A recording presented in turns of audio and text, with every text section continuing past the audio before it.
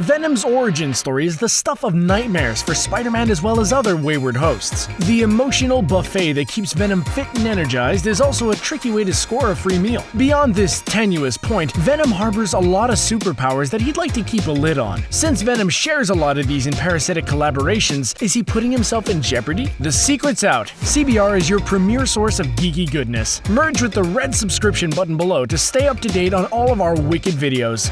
I know what it feels like.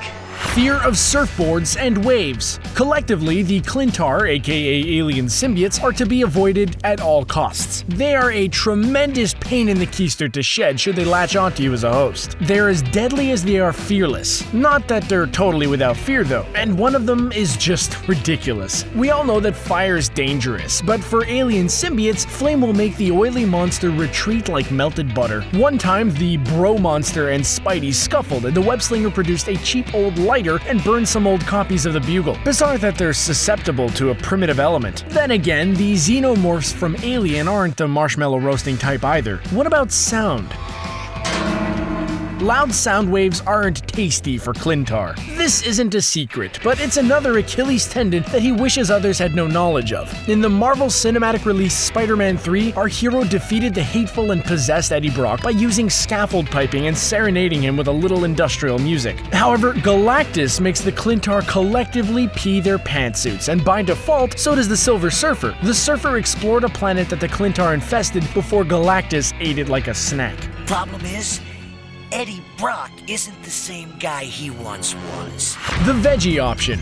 We're all slaves to our body chemistry, and no one is spared from its influence. Not even the black space body glove. But for an entity that feasts on the adrenaline and the fears of their host, they also like to chow down on the brains of their victims. Which is a gross ramification of being a symbiote host. Eddie Brock, while hosting Venom, became sick and tired of eating them sweet sweetbreads. So he made a smart dietary choice. Chocolate. The secret ingredient to the meal replacement is phenylethylamine, a chemical that pumps up well-being as well as focus and energy. But phenethylamine is also abundant in brain tissue. Now, we're not opposed to villains having their skull caps being used like bowls, but again, it's a case of whether the host's okay with brain salad or not. If Venom wants to keep the fact that he's cuckoo for cocoa a secret, it's up to him. If his six-pack becomes a gut, he's not going to be able to conceal it unless he starts wearing a muumuu.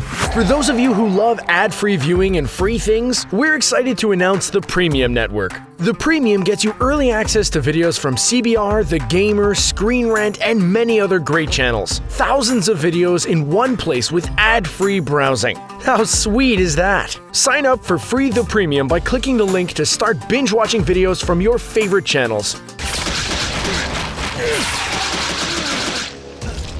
Infinite entanglements. Oh indeed, what a tangled web Venom weaves. That's because he damn near has a bottomless source of spiderwebbing. Unlike Spider-Man, who has finite amounts of ammo because he either produces his own silk or relies on his wrist shooter invention, Venom isn't disadvantaged as he can ride roughshod all over Manhattan. The Amazing Spider-Man number 300, written by David Michelini and artist Todd McFarlane in 1998, was Venom's debut. They also built in one fatal flaw that would be Venom's downfall. The psychotic scuba suit could get overconfident with his endless shtick and plumb tuckered himself out. In the battle that ensued, Spidey took considerable damage. Spider-Man capitalized on this weakness and he beat the symbiote's shadow at his own game. It'd be wise for Venom not to broadcast this flaw too loudly to his enemies. Maybe a new strategy would be to infect a mindless enemy like, say, the Minions, and Venom can kick back and store up more silky juice for when it's really needed.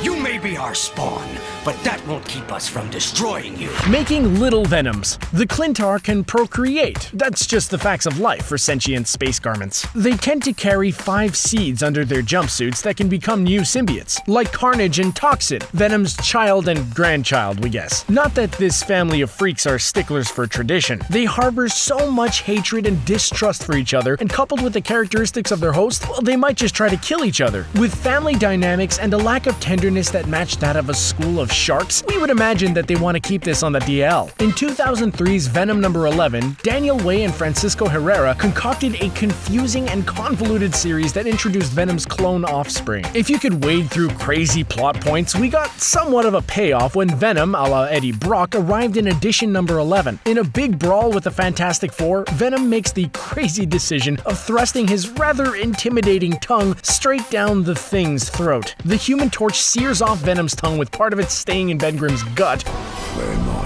while a chunk fell onto the ground. A passing slacker who quit his minimum wage job takes it home to try and sell on eBay. We have massive infection, multiple GPI and FSI virus. Di-Fi connection. Wow, Venom's skill set is almost impossible to pin down. From changing his appearance, merging with people as well as inanimate objects, the ultimate bad boy has also managed to go where Tron has gone before. That frontier is the internet, and we guess that makes him the first to uphold net brutality. In 1995's Venom Carnage Unleashed No. 4, creators Larry Hama and Andrew Wildman hacked into an intriguing idea during the time of the internet's infancy, but they bestowed him the power to upload himself onto the web. Why would Hama and Wildman do such a thing? Well, Carnage broke himself out of a mental institution because he became aware that a popular video game about him had a new multiplayer option. He wanted to play a few rounds and bond with all of his online buddies. Not. Carnage's idea of bonding doesn't include laughs and popcorn. He wants your body and mind. Venom and Carnage take the fight online, trying to ram fists down each other's throats. Get it? Anyway, Venom bested Carnage. Why keep this ability quiet? Viruses! We bet that he's full of spam, malware, and ransomware.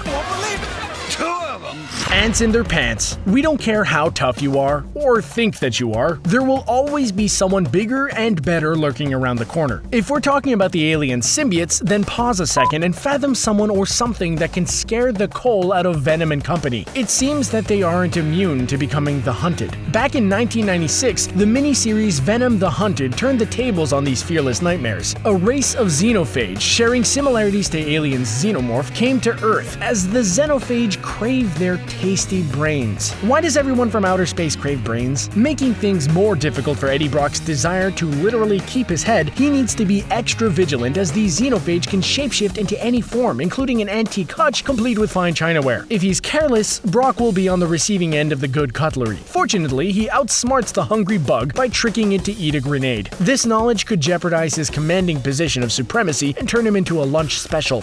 Eddie Brock has embraced. Passive aggressive. Venom has a huge hang-up with Spider-Man. It seems that his entire world revolves around the web-slinging nice guy. Seriously, it's a ridiculous love-hate obsession of his, but he's gotta make do with what's on hand. The meter for Venom's augmented and complementary superpowers are based on the host, and when anger is the energy fueling his undying vendetta against the webhead, this condition can produce disappointing results. Performance issues, if you will. In the case of Eddie Brock, there's nothing to worry about as he has become a sworn enemy of Peter Parker for ruining his newspaper career. Meanwhile, the symbiote had a bone to break when Spider-Man abandoned him during their first date on the Battleworld run. Eddie and Venom's mutual hatred amps up their combined potency. But like yin and yang, there's balance in this relationship. When Venom embedded himself into Mac Gargan, the outcome was underwhelming. Gargan's loathing of Spider-Man was less than Brock's. No fire, no smoke, and no toothy joy for the beast hankering for a good slobber in time. How come nobody's ever tried to be a superhero?